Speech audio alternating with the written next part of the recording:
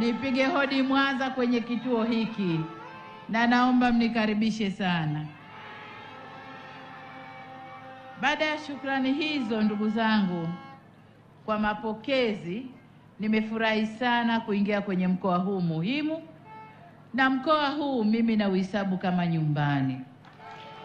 Maana yake toka nimekuwa makamu wa rais mpaka nimekuwa rais, namba za ziara zangu Mwanza sijui ni ngapi.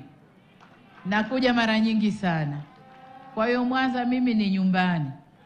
Na aliyenikaribisha wa kwanza akanipa uraia wa Mwanza alikuwa mdogo wangu Angelina Mabula. Ndio alinikaribisha akanipa uraia wa Mwanza, nami nikaukubali. Asanteni sana. Sasa huu ni mkoa muhimu kwa biashara na shughuli za uzalishaji, hususan kilimo na uvuvi. Na kama mnavyojua, hicho ndicho kipaumbele chetu, huduma za jamii. Kazi ya CCM na serikali yake ni kuendeleza na kukuza nguzo hizi kuu za uchumi wa mkoa huu wa Mwanza.